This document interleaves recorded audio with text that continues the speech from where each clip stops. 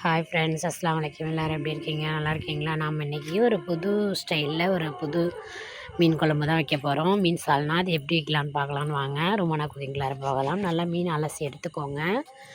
இது ஒரு 1/2 கிலோ மீன் தான். நான் நிறையாலாம் இல்லை, சும்மா 1/2 கிலோ மீன் தான். அதை நல்லா அலசிட்டு உப்பு போட்டுட்டு எலுமிச்சம்பழம் போட்டுட்டு மிளகாய்த்தூள் போட்டு ஊற வச்சுக்கிட்டேன். ஏன்னா அப்போ தான் வந்து குழம்பு உடனே ஊற்றி சாப்பிட்ற மாதிரி நல்லாயிருக்கும். ஏன்னா இது மாதிரி செய்யலைன்னா கொஞ்சம் நேரம் குழம்பு வச்ச பிறகு சால்னா வச்ச பிறகு கொஞ்சம் 1 மணி நேரம் ஊற வச்சு சாப்பிட்டா தான் அந்த புளிப்பு காரெல்லாம் மீனில் ஏறும். இது மாதிரி செஞ்சிட்டிங்கன்னா உங்களுக்கு உடனேவே சர்வ் பண்ணலாம். மீன் சால்னா வச்ச உடனேவே சர்வ் பண்ணலாம். நல்லா புளிப்பு காரெல்லாம் இறங்கி ரொம்ப டேஸ்ட்டாக இருக்கும். இந்த மாதிரி மஞ்சத்தூள், உப்பு, மிளகாய்த்தூள், எலுமிச்சம்பழம், 1/2 எலுமிச்சம்பழம் போட்டு நல்லா பெசரி ஊற வச்சுக்கோங்க. ஊற வச்சுட்டு நம்ம இப்போ எப்படி இந்த குழம்பு வைக்கலான்னு பார்க்கலான்னு வாங்க. இப்போ தக்காளி, அதுக்கு வந்து மசாலா வந்து தக்காளி ஒரு 3 பழுத்த தக்காளியும், ஒரே ஒரு பெரிய வெங்காயம், கொஞ்சோண்டு 1 ஸ்பூன் பெருஞ்சீரகம், 1/2 ஸ்பூன் சின்ன ஜீரகம் எடுத்துருக்கேன். இது எல்லாத்தையும் போட்டு இதை நம்ம அரைச்சிக்கலாம். இப்போ அரைச்சிட்டு நம்ம தாளிப்புக்கு போகலாம் வாங்க. தாளிப்புக்கு என்னென்ன பண்ணலான்னு பார்க்கலான்னு வாங்க. இது ஒரு புது விதமாக, அதாவது எல்லோரும் செய்கிறாங்க, நம்மளும் செய்யலான்ட்டு இது நான் 2வது தடவையாக ட்ரை பண்ணியிருக்கேன். ஃபஸ்ட் டைம் நான் செஞ்சு வீட்டில் சாப்பிட்டு பார்த்துட்டு தான் 2வது டைமாக இப்போ உங்களுக்கு நான் வந்து அப்டேட் பண்ணுறேன். நல்லா இருந்துச்சு, சூப்பராக இருந்துச்சு. நீங்களும் செஞ்சு ட்ரை பண்ணி பாருங்கள், ஸ்கிப் பண்ணாமல் பாருங்கள்.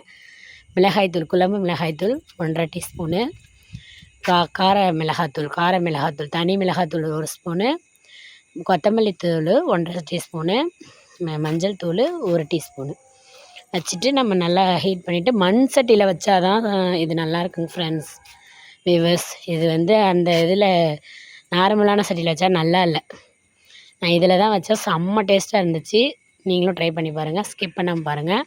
இப்போ எண்ணெயை ஹீட் பண்ணாமல், எண்ணெயை மட்டும்தான் ஹீட் பண்ணிட்டேன், ஆனால் சிம்மில் வச்சுட்டேன். கடைசியில் சிம்மில் வச்சுட்டு வெந்தயத்தை மட்டும் 4 போட்டு பொரிய விட்டுட்டு அந்த மிளகாத்தூளை எல்லாத்தையும் நான் இப்போ சொன்ன மசாலா எல்லாத்தையும் எண்ணெயில் போட்டு பொரிச்சிக்கோங்க. இது ரொம்ப வந்து நீங்கள் தீயில் வச்சிடாதீங்க, ரொம்ப தீஞ்சிட்டா சால்னாவோட டேஸ்ட்டு கெட்டு போயிடும். ஆனால் அதுவே நீங்கள் மண் சட்டியில் வச்சிங்கன்னா சூப்பராக இருக்கும். மண் சட்டியில் வைக்கும்போது நீங்கள் தீயே வைக்காதீங்க, சரிங்களா? ரொம்ப தீஞ்சு போன மாதிரி ஆகிடும். இப்போ நம்ம அரைச்சி வச்ச பேஸ்ட்டை ஊற்றிக்கலாம். அதை நல்லா ஊற்றி எண்ணெய் பிரிகிற அளவு அதை வதக்கிட்டு நம்ம இப்போ அரைச்சி வச்ச பேஸ்ட்டை அதில் ஊற்றி நல்லா கிண்டிக்கோங்க. நல்லா கிண்டிட்டு நமக்கு தேவையான அளவு புளி கரைசல், உங்களுக்கு நிறையா குழம்பு வச்சா நிறையா புளி கரைசல் போடலாம். கம்மியாக வைக்கிறப்ப நான் வந்து ஒரு நெல்லிக்காய் சைஸ் அளவு தான் எடுத்திருக்கேன். நெல்லிக்காய் சைஸை விட கொஞ்சம் நிறையா தான் எடுத்தேன். கொஞ்சமாக தான் நான் வச்சுருக்கேன். 1/2 கிலோ மீன் தான், நிறையா இல்லை மீன். பாருங்கள், தேவையான அளவு நம்ம முதல்லையே எல்லா மசாலாவையும் கொடுத்துட்டோம். அரைச்சி வச்ச பேஸ்ட்டையும் ஊற்றிக்கிட்டோம். இப்போ உப்பு போட்டு கலந்து விட்டுட்டு நல்லா கொதிக்க வைங்க. நல்லா கொதிக்க வச்சுட்டு பெருங்காயத்தூள் போட்டுக்கோங்க. உங்களுக்கு தேவையான அளவு புளி ஊற்றிக்கோங்க. உங்கள் ஆப்ஷனல் தான். என்ன தான் நம்ம யூடியூபர்ஸ் 1000 பேர் 1000 சொன்னாலும் அவங்கவுங்க ஸ்டைலில் வைக்கும்போது அதிகமாக தேவைப்படுதா கம்மியாக தேவைப்படுதா அவங்கவுங்களுக்கு தான் தெரியும். மெஷர்மெண்ட்டு தான் இதுக்கு மெயினான ஒரு விஷயமே, ஓகேங்களா? இப்போ நம்ம அது நல்லா கொதித்த உடனே, எண்ணெய் பிரிஞ்ச அளவு கொதித்த உடனே இப்போ நம்ம மீனை போட்டுட்டு அதையும் ஒரு கொதி விட்டுட்டு இப்படி அடி பக்கமாக கிண்டுங்க. மேலே போட்டு குத்துற மாதிரி கிண்டாதீங்க, ஓகேங்களா? ஆனால் இது வந்து மண் சட்டியில் வச்சா மட்டும்தான் இந்த குழம்பு ரொம்ப டேஸ்ட்டாக இருக்குது, ரொம்ப சுவையாக இருக்குது. ஆனால் நான் அதில் வச்சு பார்த்தேன், நார்மல் சட்டியில், அலுமினியம் சட்டியில் வச்சு பார்த்தேன், நல்லா இல்லை. எனக்கு இது ரொம்ப பிடிச்சிருந்துச்சி. நீங்களும் ட்ரை பண்ணி பாருங்கள். இப்போ நம்ம தாளிப்புக்கு போகலாம் வாங்க. தாளிப்புக்கு வந்து சின்ன வெங்காயம் தான் வெட்டி வச்சுருக்கேன். சின்ன வெங்காயம் ஒரு 10 வெங்காயம் வெட்டி வச்சுக்கோங்க. குட்டி குட்டியாக நறுக்கி, ஒரே ஒரு தக்காளி பழம் தான் நறுக்கி வச்சுருக்கேன். ஒரு கட்டி பூண்டு உரித்து வச்சுருக்கேன். 3 பச்சை மிளகா, புட்டு தான் வச்சுருக்கேன். ஏன்னா ஏற்கனவே நம்ம போட்டிருக்கோம், காரமாக இருந்தால் பசங்க சாப்பிட மாட்டாங்களே, அதனால் புட்டு வச்சுருக்கேன். அதனால் அந்த அளவு இறங்காது காரம். இப்போ நம்ம கடாயை வச்சு தாளிச்சிக்கலாம். எண்ணெயை ஊற்றி தாளிச்சிக்கோங்க.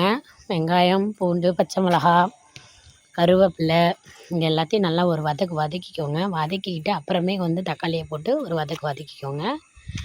வதக்கிட்டு செஞ்சு பாருங்கள் ஃப்ரெண்ட்ஸ். செஞ்சு பார்த்துட்டு கமெண்ட்டில் சொல்லுங்கள், ஷேர் பண்ணுங்கள், சப்ஸ்கிரைப் பண்ணுங்கள், சப்போர்ட் பண்ணுங்கள். உங்களுடைய சப்போர்ட்டில் எனக்கு ரொம்ப முக்கியம். நல்லா வதக்கிட்டு இப்போ அந்த சால்னா பாருங்கள், இது நல்லா வதங்கிடுச்சு. இப்போ நம்ம நல்லா வதக்கிட்டு சால்னால தூக்கி ஊற்றிக்கலாம், ஓகேங்களா? தூக்கி ஊற்றிட்டு சர்வ் பண்ணி பாருங்கள். உடனே சர்வ் பண்ணலாம். நான் சொல்கிற மாதிரியே மீனை ஊற வைங்க மசாலாவில் ஃபஸ்ட்டு.